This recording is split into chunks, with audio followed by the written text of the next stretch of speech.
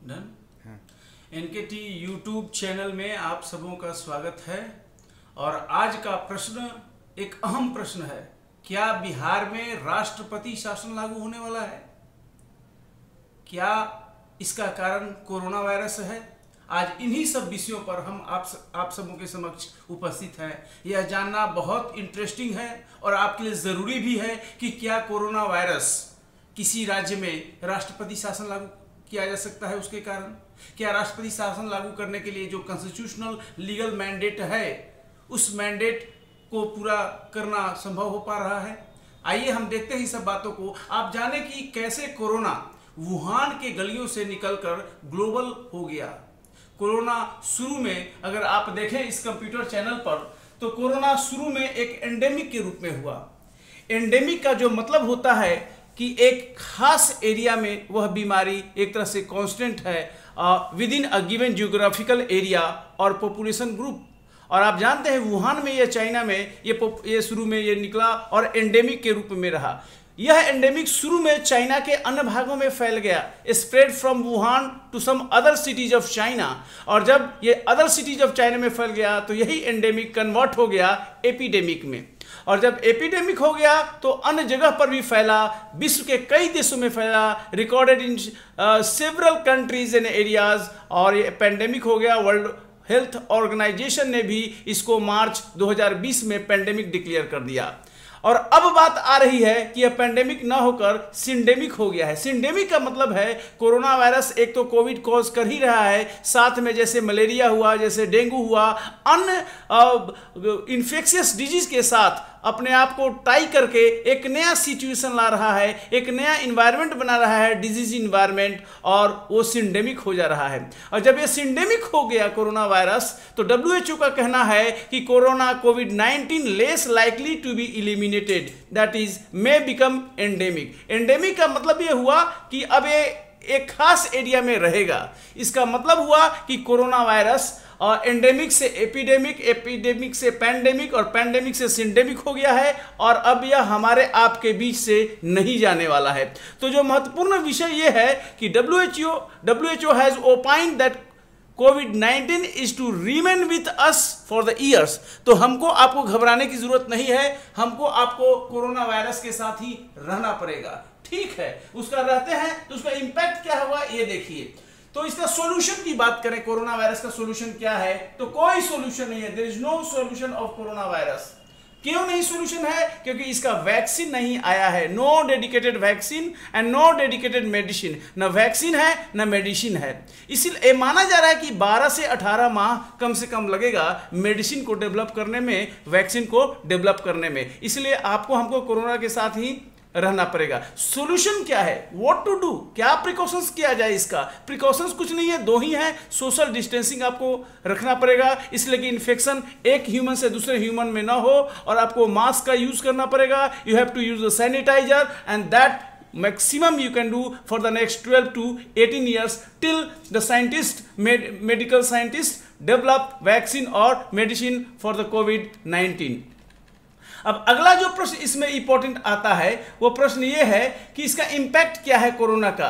तो कोरोना का जो इंपैक्ट है मल्टीफेसेट इफेक्ट है। ये हेल्थ को तो डैमेज किया ही है, देश की इकोनॉमी को भी ग्रेट रिसेशन में ले गया है। इसका सोशल इंपैक्ट है, जहां लोग एक दूसरे से मिलते थे अब क्या हो रहा है, सोशल डिस्टेंसिंग की बात हो गई है। और इसका एक बड़ा इंपैक्ट पॉलिटिकल है, और आज इसी पॉलिटिकल इंपैक्ट पर हम आपके बीच में डिस्कस कर रहे हैं। पॉलिटिकल इंपैक्ट का जो बड़ा पॉलिटिकल इंपैक्ट है वो क्या है कि भारत में जो लोकतांत्रिक व्यवस्था है, भारत अमेरिका जैसे देशों में, वहां वो चुनाव आधारित है। It is election based democratic setup. और जहां पर भी इलेक्शन बेस्ड डेमोक्रेटिक सेटअप होगा वहां पर पीरियोडिक इलेक्शन होता है। कहीं पर 5 साल होता है, कहीं पर अन्य अंतराल में। भारत में यह 5 साल में होता है। लोकसभा के लिए भी चुनाव होता है, विधानसभा के लिए भी चुनाव होता है।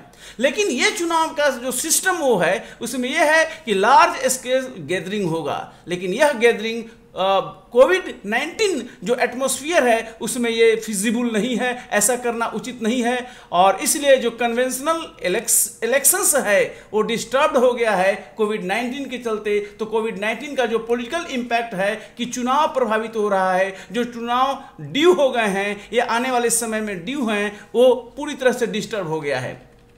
अगर आप देखें चुनाव डिस्टर्ब का, इलेक्शन डिस्टर्ब हो गया है तो ग्लोबली डिस्टर्ब हुआ है।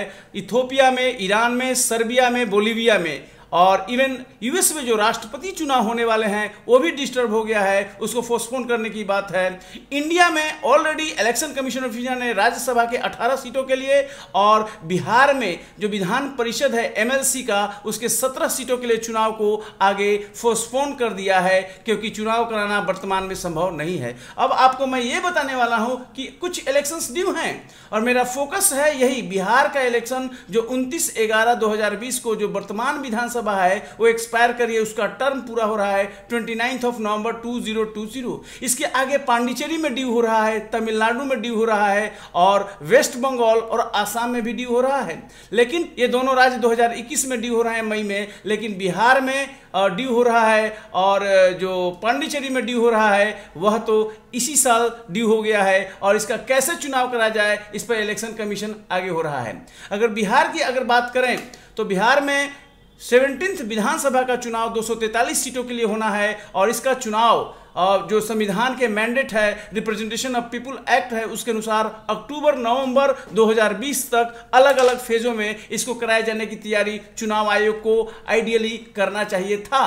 बट सबसे बड़ा प्रश्न है कि क्या कन्वेंशनल इलेक्शनरिंग जिस तरह का मैंडेट है आरपीए लॉ में, रिप्रेजेंटेशन ऑफ पीपुल्स एक्ट में, जो भारत का संविधान कहता है कि कन्वेंशनल इलेक्शनरिंग होगा, यानी पब्लिक बूथ पर जाएगा, वोटिंग करेगा, रैली होगा, डोर टू डोर मीटिंग होता है, कैंपेनिंग होता है, रैलीज होता है, पब्लिक मीट होता है। यह जो नेचर है कन्वेंशनल इलेक्शनरिंग का, is it possible in एमिड covid situation? Definitely अगर ऐसा हो और ये रैली का इजाजत दिया जाए, सब लोग एक जगह गैदरिंग हो जाए, तो ये बहुत बड़ा पब्लिक हेल्थ हाजार्ड बन जाएगा और ये इन्फेक्शन एक तरह से कम्युनिटी ट्रांजिशन का रूप ले सकता है। तो यह इतना आसान इशू नहीं है कि चुनाव कराने के लिए तैयारी करने शुरू कर दिया जाए, जो कि कन्वेंशनल इलेक्शनरिंग होता है। तो क्या सिचुएशन है यहां हम आपको दिखा रहे हैं कि जो कन्वेंशनल इलेक्शनरिंग है that is not possible, that is not feasible, क्योंकि अगर ऐसा करेंगे तो हेल्थ प्रॉब्लम हो जाएगा, कम्युनिटी ट्रांसमिशन हो जाएगा,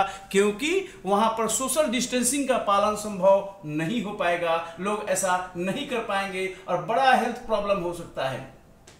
ना सबसे बड़ा इशू है बिहार एक बिग पॉपुलस स्टेट है और यहां पर लार्ज वोटर पार्टिसिपेशन होता है, हर साल की तरह हमेशा होगा, आगे भी होगा। और यहां पर जब पोल होता है तो पोल ऑफिसर्स का भी गैदरिंग होता है और मैसिव रैलीज होती है, पब्लिक मीट होता है। तो किस तरह से चुनाव कराया जाए? अब चुनाव तो कराना है क्योंकि उसका 29 नवंबर को एक्सपायर हो रहा है। संविधान क्या कहता है? संविधान की अगर आप बात करें तो भारत का संविधान इस समय क्या कहता है, क्या सोल्यूशन देता है इस बारे में? तो एक आर्टिकल यहां पर अगर देखें, आर्टिकल 1721, तो इसमें कह रहा है कि जो टर्म है किसी भी असेंबली का वो 5 इयर्स के लिए है, यानी 5 साल के बाद पुनः चुनाव होगा। Elections are to be held before expiry of the term. So अगर बिहार विधानसभा का जो टर्म है 5 साल, वो 29 नवंबर 2020 को पूरा हो रहा है, तो उस डेट के पहले बिहार में विधानसभा का चुनाव होना है। ये एक टर्म है, 171(1) आर्टिकल में ये प्रोविजन है, संविधान का प्रोविजन है, इसका कंप्लायंस होना होगा। फिर 324 में इलेक्शन कमीशन ऑफ इंडिया को इंटरेस्ट किया गया है चुनाव करवाने के लिए और उसके लिए संविधान है और साथ में आरपीए गाइडलाइन करता है कि जो चुनाव होगा वो कन्वेंशनल चुनाव होगा, यानी कि वहां पर डिजिटल इलेक्शन का कोई प्रोविजन नहीं है। अब देखिए आर्टिकल 174(1) क्या कहता है, तो मैक्सिमम जो पोस्टपोन है, अगर कोविड के कारण वर्तमान में चुनाव नहीं है तो election commission of India postpone कर सकता है, आगे बढ़ा सकता है, लेकिन अधिक से अधिक 6 माह तक, क्योंकि 6 माह 2 सेशन के बीच में जो गैप होना चाहिए वो 6 मंथ होना चाहिए। सो कुल मिलाकर मई 20 तक चुनाव नहीं होगा, लेकिन मई 20 के बाद क्या होगा, इलेक्शन कमीशन 6 माह बढ़ा दे, उसके बाद क्या होगा, ये एक इंपॉर्टेंट है। एक सिचुएशन संविधान में यह भी कही है कि जब राष्ट्रीय आपातकाल लगा हो, नेशनल इमरजेंसी अंडर आर्टिकल 352 लगा है, तब term of assembly can be extended for 1 year और इमरजेंसी खत्म होने के 6 माह आगे तक ये विधानसभा रह सकती है, but this is not the present case. आज का जो सिचुएशन है, आज का सिचुएशन नेशनल इमरजेंसी का नहीं है, बल्कि आज का सिचुएशन हेल्थ इमरजेंसी का है। और ऐसे समय में नेशनल इमरजेंसी का जो आर्टिकल है, जो प्रोविजन है, उसको इन्वोक नहीं किया जा सकता है, क्योंकि नेशनल इमरजेंसी वॉर और एक्सटर्नल एग्रेशन के आधार पर होता है। और जो हेल्थ इमरजेंसी है वो कोविड-19 के कारण हुई है। तो यह समझना बहुत जरूरी है कि जो इस कारण से नेशनल इमरजेंसी के आधार पर विधानसभा का चुनाव आगे नहीं बढ़ाया जा सकता है, ये प्रोविजन लागू। सो क्या सोल्यूशन है, ये सबसे इंपॉर्टेंट है। हम सोल्यूशन की बात करें वर्तमान में, तो जो बेस्ट सोल्यूशन, जो अलग अलग सोल्यूशन है, उसमें एक सोल्यूशन जो बात हो रही है इस समय, वो ये है कि डिजिटल कैंपेन हो, डिजिटल इलेक्शन हो और डिजिटल इलेक्शनरिंग हो। तो हम उसी के बारे में कह रहे हैं, डिजिटल वोटिंग के बारे में। इसको ध्यान दीजिए कि पहला सॉल्यूशन जो आ रहा है इस समय, जो इंटेलेक्चुअल्स के बीच में जहां तहां चर्चा हो रही है, उसके बारे में हम लोग चर्चा कर रहे हैं कि फर्स्ट जो सॉल्यूशन है डिजिटल वोटिंग के बारे में हो रही है। Is it possible, how it is possible? Bharat के संदर्भ में क्या डिजिटल पॉसिबल है, डिजिटल इलेक्शनरिंग? तो आधार बेस्ड ऑनलाइन वोटिंग ये हो सकती है। सबसे बड़ी बात है कि देश के अधिकांश पॉपुलेशन को, जो वोटर हैं, उनको आधार मिल गया है, और जो वोटर आईडी है उसको आधार से जोड़ा जा सकता है, और आधार के माध्यम से सभी लोग वोट अपना दे सकते हैं। जो दूसरा इंपॉर्टेंट बात है कि ऑनलाइन इलेक्शन कैंपेन जो पॉलिटिकल पार्टीज है ऑनलाइन कर सकती है। इलेक्ट्रॉनिक मीडिया है, सोशल मीडिया है, प्रिंट मीडिया है, ट्विटर है, इंस्टाग्राम है, इस पर ऑनलाइन कैंपेनिंग की जा सकती है, इसमें कोई दिक्कत नहीं है। इसके अलावा ये देखना पड़ेगा कि पॉसिबिलिटी बनेगी कैसे, तो संविधान में संशोधन करना पड़ेगा अंडर प्रोविजंस ऑफ आर्टिकल 368, और जो रिप्रेजेंटेशन ऑफ पीपुल्स एक्ट है उसमें भी बदलाव करना पड़ेगा अगर स्कोप बनाना है डिजिटल वोटिंग का, डिजिटल कैंपेनिंग का। तो ये बहुत इंपॉर्टेंट है ये चीज जानना। दूसरा बात, बेनिफिट क्या होगा अगर डिजिटल वोटिंग होती है और डिजिटल इलेक्शनरिंग होती है, तो आम जनता के लिए क्या वोटिंग है, उसका क्या फायदे हैं, क्या बेनिफिट है, ये जानना बहुत जरूरी है। जो पहला इंपॉर्टेंट है कि आप अगर ऐसा करते हैं तो कोई नया नहीं काम करने जा रहे हैं, क्योंकि ग्लोबल एग्जाम्पल है, दुनिया के कई देशों में एक तरह से डिजिटल वोटिंग का प्रचलन है। भारत उस सिस्टम को अध्ययन करके अपने यहां उस सिस्टम को ला सकता है। दूसरा, अगर डिजिटल वोटिंग इंडिया में आता है तो जो सबसे बड़ा बेनिफिट है, massive cut in election expenditure. Bharat के चुनाव में बहुत ज्यादा पब्लिक मनी का स्पेंडिंग होता है, उस पूरे स्पेंडिंग को आप खत्म कर सकते हैं, सिग्निफिकेंटली रिड्यूस करते हैं। That is the most important benefit. इसके अलावा जो बेनिफिट है कि सारे लोगों को लगभग आधार है, तो आधार से आप जोड़ सकते हैं वोटर आईडी को, और इसके माध्यम से जो वोटर हैं उनको इनेबल कर सकते हैं कि वो ऑनलाइन वोटिंग दे सके। उसके अलावा जो मैसिव लेवल पर सिक्योरिटी फोर्सेस का, पैरामिलिट्री फोर्सेस का जो मोबिलाइजेशन होता है उसकी आवश्यकता नहीं रहेगी। जो पोल एजेंट कैंपेन करते हैं, समय के पहले कैंप करते हैं, उसकी भी ज्यादा आवश्यकता नहीं रहेगी, बहुत कम रह जाएगा। इसके अलावा कई फेज में चुनाव होता है, जैसे बिहार में लास्ट टाइम में 5-6 फेज में हुआ था, इतने फेज की आवश्यकता नहीं होगी। जो पोल डेज होगा वो बहुत रिड्यूस्ड हो जाएगा। इसके अलावा जो चुनाव का जो रिजल्ट है, अगर डिजिटल वोटिंग होता है, ऑनलाइन वोटिंग होता है, तो बहुत जल्दी चुनाव का रिजल्ट निकल सकता है, एक बटन पर निकल सकता है, इवन ईवीएम से भी जल्दी निकल सकता है एक बटन के अलावा। तो इसके अलावा जो डिजिटल वोटिंग में कुछ लोग का जिनका आधार नहीं बना है, आप प्रॉक्सी वोटिंग यानी रिप्रेजेंटेटिव वोटिंग को अलाउ कर सकते हैं। इसके अलावा आप पोस्टल वोटिंग को भी अलाउ कर सकते हैं। जो बाहर दूर दराज के लोग हैं, वो सिस्टम आज भी है, उसको कंटिन्यू किया जा सकता है, पोस्टल वोटिंग भी अलाउ किया जा सकता है। So huge benefit. मेरा कहने का जो मेन इस समय है कि जो एक्सपेंडिचर कट होगा उस एक्सपेंडिचर को आप डेवलपमेंट में लगा सकते हैं। उसके अलावा फेयर इलेक्शन हो सकता है, बेनिफिट है, जल्दी रिजल्ट निकल सकता है, ये बहुत बड़ा एक तरह से बेनिफिट है। प्रॉब्लम्स क्या है? डिजिटल इलेक्शनरिंग अगर देश की जनता देश चाहता है तो उसमें प्रॉब्लम क्या है, उसके लूप होल्स क्या है, यह भी जानना जरूरी है। तो सबसे बड़ा जो प्रॉब्लम है कि डिजिटल इलेक्शनरिंग देश में जो अभी संविधान है उसमें कन्वेंशनल इलेक्शनरिंग का प्रोविजन है।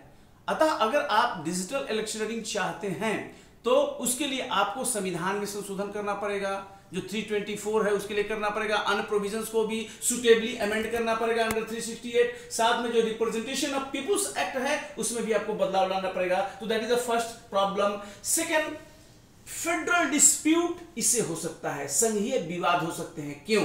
क्योंकि जो डिजिटल वोटिंग होगा वो इंटरनेट बेस्ड होगा और इंटरनेट एक तरह से यूनियन लिस्ट का विषय है, तो स्टेट बोल सकते हैं कि यूनियन इंटरनेट के माध्यम से कंट्रोल कर सकता है। एक फेडरल डिस्प्यूट का इशू जो प्रॉब्लम एरिया है। दूसरा जो एरिया है important, technical loop holes in internet based digital voting.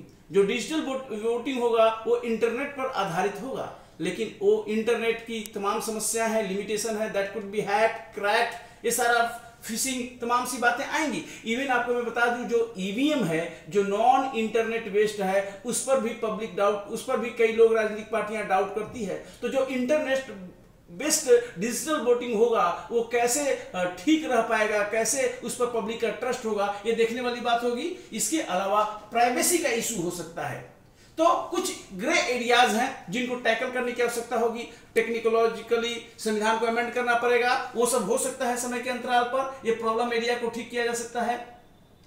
इसके अलावा अगर ये प्रश्न उठता है कि how to go ahead about, किस तरह से डिजिटल हम लोग इलेक्शन करवा सकते हैं, किस तरह से शुरुआत किया जाए, तो सबसे पहले जो भारत का लॉ कमीशन ऑफ इंडिया है, यानी भारत का जो विधि आयोग है, भारत की सरकार उससे ओपिनियन ले सकती है, उससे फिजिबिलिटी रिपोर्ट ले सकती है कि डिजिटल वोटिंग पर अपनी राय दीजिए कि इसको कैसे, इसका मोडस ऑपरेंडी क्या हो, कैसे इसको हम लोग कर सकते हैं, क्या क्या अमेंड करना पड़ेगा। दूसरी बात, जो भारत की सरकार है वो सुप्रीम कोर्ट से राय ले सकती है, राष्ट्रपति को पावर है अंडर आर्टिकल 143(1)(1) उसके तहत भारत की सरकार सुप्रीम कोर्ट से ओपिनियन ले सकती है डिजिटल इलेक्शनरिंग पर कि किसका इतना कॉन्स्टिट्यूशनली कितना वैलिड होगा, कितना सस्टेनेबल होगा, इज इट कॉन्स्टिट्यूशनली मैंडेटेड और okay by the supreme court. Supreme court राय दे सकता है, तो एक है कि राय लिया जा सकता है। तो सबसे बड़ी बात है, एक तो विधि आयोग इस पर अपनी राय दे, दूसरा सुप्रीम कोर्ट से राय लेने के लिए सरकार सोच सकती है, राष्ट्रपति के माध्यम से यह राय लिया जा सकता है। तीसरी जो इंपॉर्टेंट बात है कि इस पर राजनीतिक पार्टियों के बीच में, खासकर जो राष्ट्रीय राजनीतिक पार्टियां हैं, जो क्षेत्रीय बड़े बड़े दल हैं, क्षेत्रीय पार्टियां हैं, उन लोगों के बीच में एक गहन विचार विमर्श की आवश्यकता है, डेलिब्रेशन की आवश्यकता है कि वो लोग इसके प्रोज और कॉन्स पर चर्चा करना शुरू करें। इसके अलावा सेंटर और स्टेट, चूंकि एक फेडरल मैटर है और इसमें सेंटर भी है स्टेट भी है, तो सेंटर और स्टेट दोनों इस विषय पर चर्चा करें कि किस तरह से डिजिटल वोटिंग, डिजिटल इलेक्शन को आगे बढ़ाया जा सका। इस रूप में आगे बढ़ाने के लिए यह काम हो सकता है। अब डिजिटल इलेक्शनरिंग, मान लीजिए डिजिटल चुनाव की बात है, राजनीतिक दल सहमत नहीं होते हैं, वो कहते हैं कि नहीं डिजिटल पर हम सहमत नहीं हैं, तो वो इस पॉइंट को सपोज खारिज कर दिए, ये नहीं संभव है।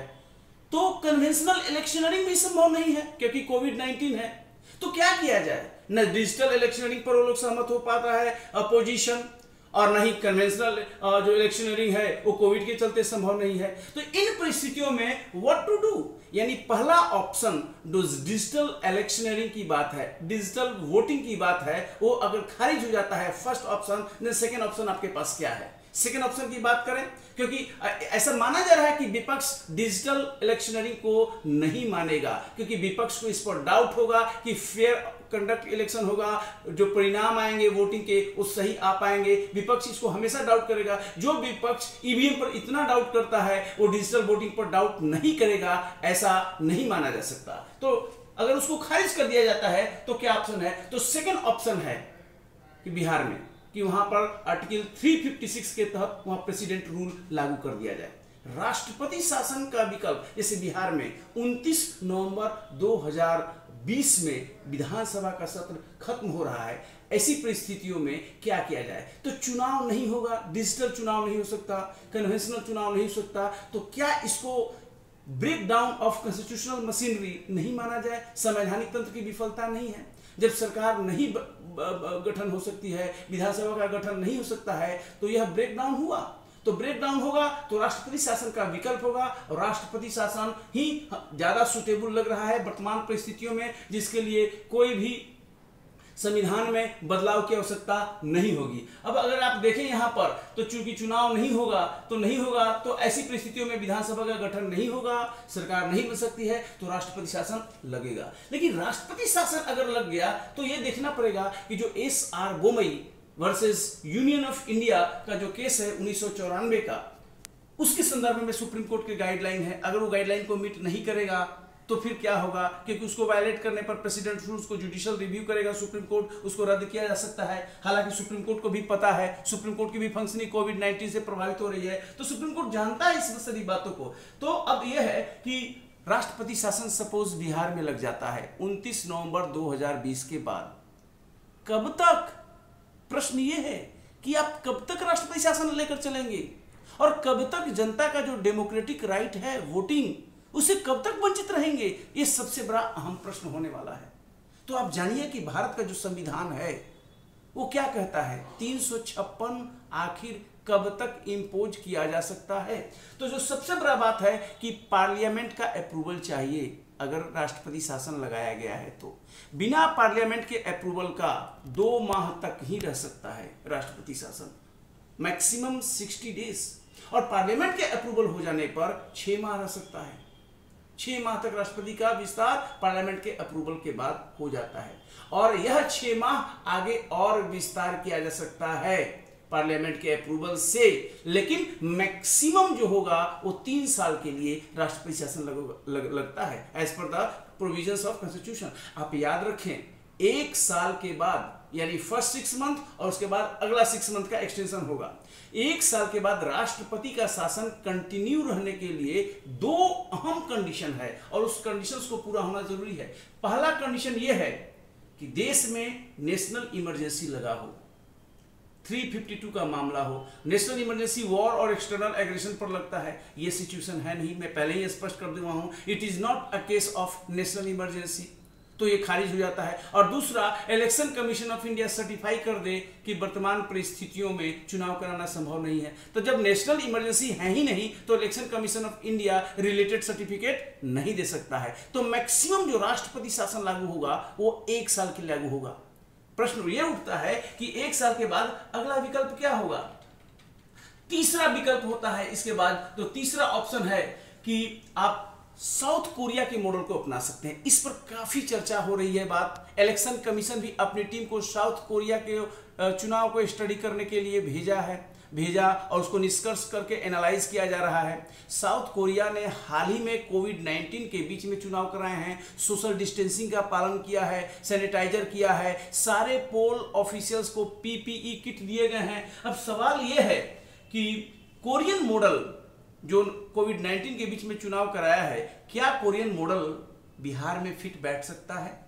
क्या कोरिया को आधार बनाकर बिहार में भी चुनाव कराया जा सकता है? जो कन्वेंशनल वोटिंग है बिहार में, उस आधार पर इज इट पॉसिबल? ये देखना पड़ेगा। आप ध्यान दें, कोरिया का जो पॉपुलेशन है 5.15 करोड़ है टोटल पॉपुलेशन। उसका स्मॉल पार्ट वोटर होगा क्योंकि सारे एज ग्रुप को तो वोटिंग का राइट है नहीं। जबकि बिहार का पॉपुलेशन 2011 की जनसंख्या नहीं, आज की जनसंख्या लगभग ये मानी जा रही है कि बिहार का पॉपुलेशन 12 करोड़ है। तो लगभग 2 गुना से भी ज्यादा पॉपुलेशन है बिहार का। तो कोरिया मॉडल को बिहार में अपनाना एक तरह से सही नहीं होगा, ठीक नहीं होगा। और यह भी जानना होगा कि जो बिहार का पॉपुलेशन है उसमें ओल्ड एज ग्रुप के लोग ज्यादा हैं और वह ओल्ड एज कई तरह के डिजीज से भी ग्रस्त हैं, जैसे डायबिटीज है, जैसे BP है, जैसे हार्ट का प्रॉब्लम है। ये वल्नरेबल ग्रुप है जिसको कन्वेंशनल वोटिंग के लिए भेजकर भारी रिस्क होगा अगर उनको भेजा जाएगा तो ये मॉडल उचित नहीं होगा। दूसरी बात, क्या बिहार का जो वोटर है कोरिया जैसा सोशल डिस्टेंसिंग का पालन करेगा?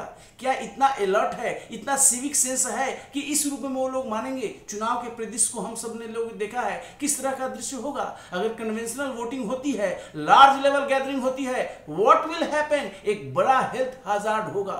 चुनाव तो हो जाएगा लेकिन पब्लिक कहां, उसका क्या हाल होगा, ये सोचने वाली बात होगी। तो कोरियन मॉडल के बारे में मैं ये कहूंगा कि बिहार में सूट नहीं करेगा क्योंकि यहाँ की परिस्थिति बिल्कुल अलग है। तो आप अगर डिजिटल इलेक्शनिंग नहीं होता है, कन्वेंशनल इलेक्शनिंग नहीं होता है, तो क्या ऑप्शन होगा? तो फिर प्रेसिडेंट रूल का ऑप्शन बिहार में बच जाएगा। और अब यही मैं बता रहा हूं what is the best option. Bihar विधानसभा का जो प्रेजेंट टर्म है 29 नवंबर को खत्म हो रहा है, उसके पहले चुनाव हो जाना चाहिए। ऑप्शन क्या है तब? कन्वेंशनल नहीं होगा, डिजिटल पर सपोज ऑब्जेक्शन होता है या उसकी तैयारियां करने में समय लग जाता है, तब आपके पास जो बेस्ट ऑप्शन है कि पहले 6 माह के लिए राष्ट्रपति शासन लागू होगा और फिर इसका विस्तार 6 माह बाद होगा।